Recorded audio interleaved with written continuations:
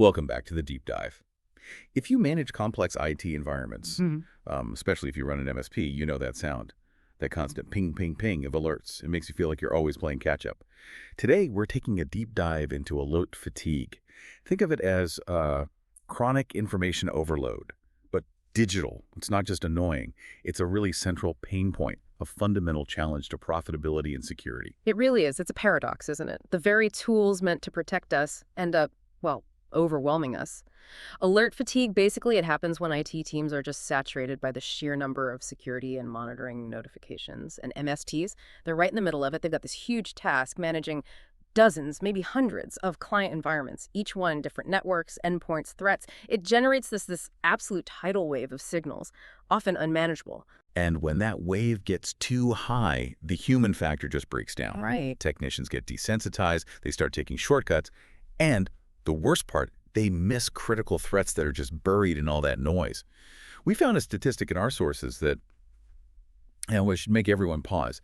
55% of IT teams admit they ignore alerts purely because of the volume. 55%. Wow. Yeah, think about that. More than half are essentially conditioned to mute their own defenses. That points to a profound systemic issue, really. We have the data, loads of it, but we're lacking the intelligence. The systems work technically, but the people operating them just can't keep up. Exactly. So our mission today is, well, it's ambitious. We're going to unpack the resources, the strategies, and the key technologies, things like advanced automation, expert oversight that can turn this chaos, this noise, into clear, actionable intelligence. We want to figure out, specifically for you listening, how MSPs can scale security profitably and effectively without collapsing under alert weight. Let's get into this challenge. Okay, first, let's really detail the cost of this fatigue, because it hits the bottom line hard. It's not just about frustrated techs. It impacts operational stability, business reputation. For MSPs, the fallout is pretty severe. Slower response times MTTR and higher error rates. That happens because staff are constantly reacting to noise, not proactively solving actual verified problems. And the human cost you mentioned, our sources really highlighted the inefficient use of staff, sifting through hundreds of alerts that turn out to be nothing. That leads to serious demoralization, burnout, and then high turnover among skilled analysts, which is a huge hidden expense finding and training new people. Absolutely. And think about it. Every minute spent manually checking a false positive, that's time you can't bill for. And when service delivery gets inconsistent, maybe a real client threat gets missed because it was buried under 20 other warnings. Well, client trust erodes fast. That inconsistency, it's a direct path to losing valuable clients. Okay, let's talk tools. Most MSPs have invested heavily here. They've got their SIM security information and event management systems, their EDRs, endpoint detection and response. Good stuff. But why isn't it enough? Why can't an MSP just rely on the tools they already pay for? That's really the root cause of all the noise. These traditional tools, they often operate in silos. They're great at their specific job, sure, but they don't naturally talk to each other very well. So a single, maybe minor event like a service restarting, it might trigger a low-level EDR alert and a log notice in the SIM and maybe a ticket in the monitoring dashboard. So 3 alerts for one thing. That redundancy is just baked into the setup. It is. Now, ideally, you'd fine-tune every single tool for every unique client environment, but honestly, who has the resources for that? An MSP with, say, 40 clients. That means 40 sets of custom rules, exceptions, whitelists. You'd basically need a dedicated engineering team just for tool tuning. That kind of expense just isn't scalable for most mid-market MSPs, so they're stuck with these noisy, generic configurations that just flood the system. Right. So the tech sails us because of these silos and the sheer impossibility of tuning at scale. If we accept that, what's the next step? Sounds like the solutions involve maybe offloading that triage burden and consolidating the data somehow. That's exactly the pivot point. When we talk consolidation, we're really moving beyond those siloed tools towards more sophisticated integration platforms, often called Open XDR. The key word there is open. It means the platform is designed to pull in and correlate data across lots of different vendor tools, even if they weren't built to work together. It essentially acts like a universal translator for all your security feeds. Okay, that immediately sounds like it tackles the redundancy problem we just talked about. But how does the system actually handle the sheer volume once it has all that data flowing in? It uses some pretty advanced processing. First, you've got correlation engines that match up similar events across different systems. That lets it automatically suppress the duplicates. Bye-bye, redundant alerts. Second, there's usually sophisticated analysis, often behavioral, that filters out the false positives. You know, those events that look suspicious but actually follow a known harmless pattern. The goal here is critical. Only validated, high-fidelity incidents should actually surface for a human to look at. It transforms the workflow. Analysts stop reading endless logs and start investigating pre-verified threats. Clarity from chaos. Okay, so the platform does the first big filter, but the real game changer, the exponential gain, that must come from automation, right? Playbooks. What are the sources saying about automation's role in cutting down the tech's workload? Automation is absolutely the force multiplier here. It lets the system handle basic triage decisions without leading a human every time. Think of playbooks as automated decision trees designed by security experts. So instead of a Tier 1 analyst spending 15 minutes checking why some known service failed to connect again, the playbook just handles it. Can you give a concrete example? How does that actually reduce the human effort? Sure.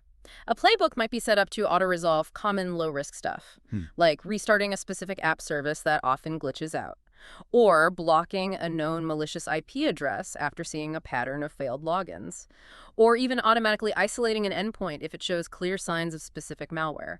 The system does the action, logs it, and suppresses all the individual alerts that would normally flood the console. What gets through? Only the exceptions. The truly weird, meaningful events that don't fit a predefined playbook, those go to the human analysts.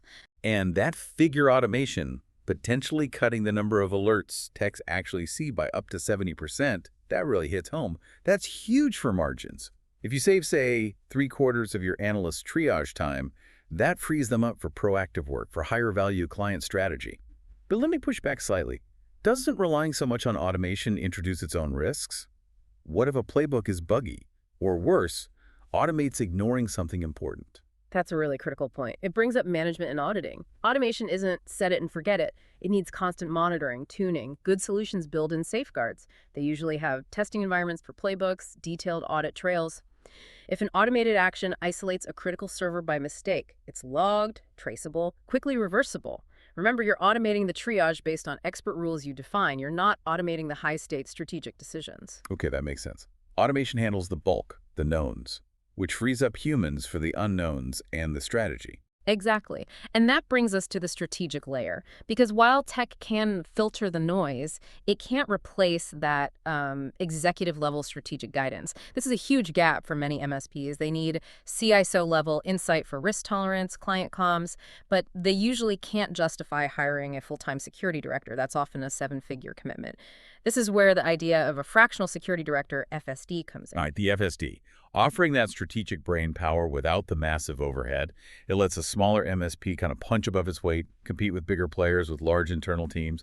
So what exactly does an FSD do? How do they bridge that gap between the filtered alerts from the tech and the overall business strategy? They're not just reading alerts, surely. Oh, definitely not. They're operating at a much higher level. Think board-level advisor. Their job isn't triage, it's interpretation and guidance. They take those few critical, highly filtered alerts and put them into the specific business context of that client. Is this vulnerability critical for this financial firm versus that manufacturing client? The risk isn't always the same. They advise on the client's specific risk posture, guide things like compliance reporting, audit readiness, and crucially, they're often the ones who communicate complex security stuff to non-technical executives at the client's end, in plain English. That's a key difference, providing the so what behind the alert. That context that only comes with experience. Precisely. The FSD becomes an extension of the MSP's team, making sure all the tech investments actually align with reducing real business risk. Okay, so we have the tech filtering maybe 70% of the noise, the FSD handling the top-level strategy. But what about the day-to-day management of that remaining 30% of critical issues? That still needs discipline, right? What best practices should MSPs adopt for handling those filtered but still critical alerts efficiently? Absolutely. Strategic management is still crucial. First step. MSPs really need to do a thorough alert audit, like take inventory. Every signal, where's it coming from? What's its actual value? You have to understand what you're drowning in before you can fix it. Sounds like a bit of upfront work, but probably pays off long term. Oh, totally. Once you've audited, you need to prioritize ruthlessly based on severity. Make sure only the true P1 critical issues interrupt your senior people. P2s, P3s. They get handled by lower tiers within defined response times. Then you need crystal clear escalation policies. Who owns what instantly. No confusion when things hit the fan. And finally, training. Train your team specifically on triage skills. They need to be sharp at quickly telling a real zero-day threat from a complex, tricky, false positive, and measure everything. Track your mean time to respond, adjust your filters regularly, maybe quarterly. It's an ongoing process. Okay, we've walked through the problem, the tech solutions for filtering, the strategic oversight. Now, the big question for you listening, running a business, what's the actual ROI? What are the tangible benefits of getting this alert fatigue under control? The ROI is significant, and it touches pretty much every part of the operation. Staffing first. You get happier people, much less burnout, better retention. Analysts feel their work is meaningful, not just clicking through noise. That's huge. And when morale is up and triage is efficient, how does that translate to the metrics, the actual performance? Dramatically. Our sources suggest optimized alerting can slash overall response times by a massive 40%. When you cut response time by almost half, you shift from constantly scrambling reactively to actually getting ahead of problems proactively. 40% faster response. Oh, wow. That must directly boost client trust, makes them stick around longer. Exactly. Clients see consistent, timely, verified responses because your team is focused on real threats, not chasing shadows. And here's the financial kicker. Solving alert fatigue means higher margins. Why? Because your expensive security analysts spend more time on billable, high-value work strategy consulting and way less time sifting through junk alerts. You're basically shifting operational costs from manual labor towards automated intelligence. So the synthesis here, the ultimate goal, is escaping that constant noise, not just for sanity, but to actively scale the business profitably. You gain these enterprise-grade security capabilities, that advanced filtering, the automation, the FSD guidance, that smaller MSPs just couldn't historically afford on their own. That is the blueprint, precisely. Alert fatigue doesn't have to be the cost of doing business anymore. The solutions are out there. It's about combining that enterprise-grade filtering, smart automation, and expert strategic oversight. Honestly, the market is starting to demand this level of efficiency now. Which leaves us with a final thought for you to chew on as we wrap up this deep dive. If achieving this enterprise-grade security without massive internal hiring becomes the standard, and these solutions suggest it's very possible, how does that fundamentally change the game for smaller and mid-sized MSPs? And maybe more importantly, what new skills will their existing techs need to really focus on now that basic alert triage is essentially being automated away? Yeah. The focus shifts, doesn't it? From just sifting data to being a genuine solver of strategic risk problems for the client. That feels like the next frontier. Definitely something to think about. Thank you for joining us for this deep dive into escaping alert fatigue. We hope this gives you some actionable intelligence to turn down the noise and sharpen your focus.